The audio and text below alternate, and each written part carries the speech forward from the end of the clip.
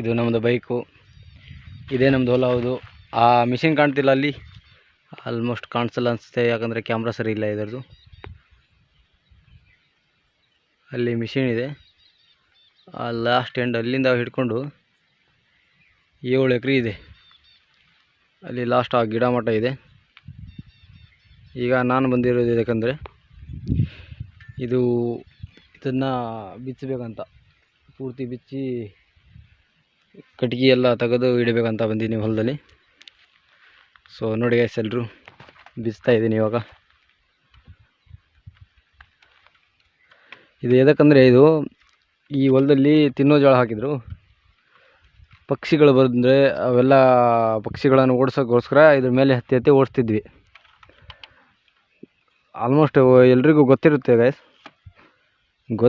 ಯಾರಿಗೆ ಗೊತ್ತಿರಲಿಲ್ಲ ಅವರಿಗೆ ಹೇಳೋದು.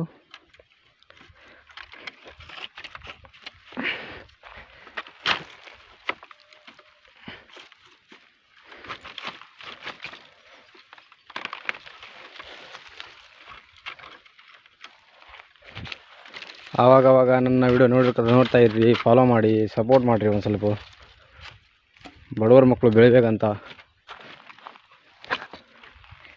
ಇದನ್ನು ಮುರಿದು ಗೈಸ್. ಇವಾಗ ಮೇಲೆ ಹತ್ತಿಗೆ ದಾರಿ ಇಲ್ಲ.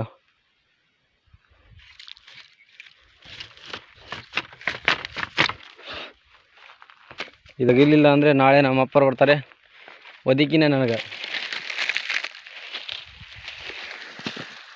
ಸೊ ಅದಕ್ಕಾಗಿ ಇದನ್ನು ತೆಗಿಯಾಕೊಂಡಿದ್ದೀನಿ ಇವತ್ತು. ಪೂರ್ತಿ ತೆಗೆದಾದ್ಮೇಲೆ ನೋಡಿರಿ ಹೆಂಗಿರ್ತೈತೆ ಅಂತ. ಇದನ್ನೆಲ್ಲ ತಂತಿಲಿಂದ ಕಟ್ಟಿಬಿಟ್ಟಿದ್ದಾರೆ ನಮ್ಮ ದೊಡ್ಡಪ್ಪರು. ಇವೆಲ್ಲ ತಂತಿ ನೋಡಿ ಗೈಸ್. ಸಬ್ಸ್ಕ್ರೈಬ್ ಮಾಡಿ ಗೈಸ್, ಹಾಗೆ ನನ್ನ ಯೂಟ್ಯೂಬ್ ಚಾನಲ್ನ ಸಬ್ಸ್ಕ್ರೈಬ್ ಮಾಡಿ, ನನ್ನನ್ನು ಸ್ವಲ್ಪ ಸಪೋರ್ಟ್ ಮಾಡಿ. ನೋಡಿ ಗೈಸ್ ತೆಳಗೆ ಹೆಂಗಿದೆ,